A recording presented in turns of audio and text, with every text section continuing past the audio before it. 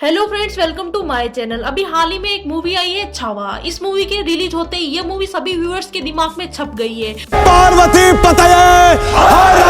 और जो भी लोग छत्रपति शिवाजी और उनके पुत्र संभाजी के बारे में नहीं जानते हैं, उनको इस मूवी को देखने के बाद उनके बारे में बहुत कुछ जानने को मिला है। लेकिन आज हम आपको छत्रपति शिवाजी और उनके पुत्र संभाजी के बारे में वो बातें बताएंगे जिनके कारण शिवाजी और उनके पुत्र संभाजी को लोग हीरो मानते हैं। मुगल सल्तनत भी मर जाएगी। और आखिर औरंगजेब को किस कारण से विलेन समझा जाता है, सब कुछ बताएंगे इस वीडियो में। तो चलिए स्टार्ट करते हैं। पर खड़े होकर हमने ताज पहना था।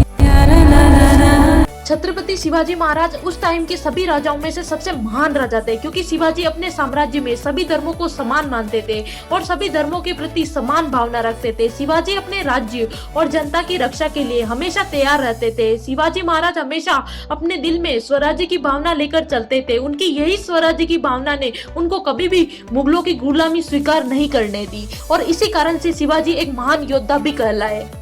हमें हराने वाली हर कोशिश को मारेंगे।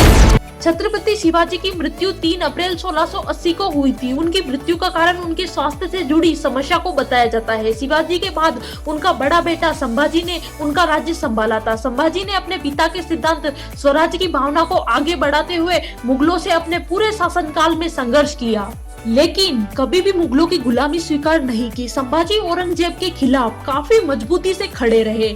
उनके शासन का पूरा समय कठिन था, क्योंकि वे लगातार मुगलों से संघर्ष कर रहे थे। इसके साथ ही संभाजी ने अपने राज्य की रक्षा के साथ साथ हिंदू धर्म की रक्षा के लिए भी कई महत्वपूर्ण कदम भी उठाए थे। औरंगजेब विलेन इसलिए है क्योंकि औरंगजेब तानाशाही था और धार्मिक कट्टर था। उसने सभी धर्म को एक समान समझने की बजाय सिर्फ इस्लाम धर्म को प्रायोरिटी पर रखा था। उसने अपने शासनकाल में कई हिंदू मंदिरों को तोड़ा और हिंदुओं पर कई तरह की पाबंदियां, रेस्ट्रिक्शन भी लगाए थे। उसकी नीतियों और युद्धों के कारण वहां के स्थानीय लोगों को बहुत ज्यादा गरीबी और कष्ट का सामना भी करना पड़ता था। औरंगजेब के शासनकाल में हिंदू बहुत ज्यादा परेशान थे, क्योंकि औरंगजेब ने हिंदुओं पर कई तरह की नीतियां लगाती थी, जिसमें से एक था जिजिया टैक्स का फिर से लगना। औरंगजेब ने 1679 में हिंदुओं पर जिजिया टैक्स फिर से लगाया। ये टैक्स सिर्फ नॉन मुस्लिम लोगों को देना पड़ता था। इससे पहले इस टैक्स को अकबर ने हटा दिया था।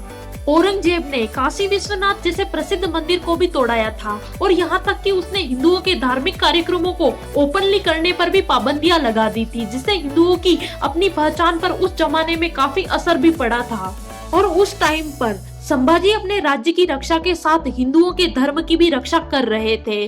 औरंगजेब अपना साम्राज्य बढ़ाना चाहता था, इसलिए वो लगातार मराठाओं को समाप्त करने में लगा हुआ था। संभाजी ने कर्नाटक क्षेत्र में भी मुगल साम्राज्य के खिलाफ युद्ध लड़े और दक्षिण भारत को औरंगजेब के प्रभाव से दूर रखा गया और दक्षिण भारत में मराठा साम्राज्य की सीमा को बढ़ाया। और उस टाइम पर उन्होंने वहां के मंदिरों और धार्मिक स्थलों की सुरक्षा भी की थी। संभाजी महाराज को 1689 में मुगल सेना ने पकड़ लिया था। उनको जान से मारने से पहले कई तरह की यातनाएं दी गई। संभाजी के इस्लाम कबूल नहीं करने पर संभाजी के एक एक करके हाथ के सारे नाखून उखाड़े। उसके बाद उनकी दोनों आंखें फोड़ी गई और उनकी जीभ काटी गई। अंत में उनका सिर धड़ से अलग कर दिया गया। फिर भी उन्होंने अंत तक इस्लाम धर्म स्वीकार नहीं किया। संभाजी की बेरहम हत्या होने के बाद सारे मराठा एकजुट हो गए थे और औरंगजेब के खिलाफ लड़ाई लड़ने को तैयार हो गए थे।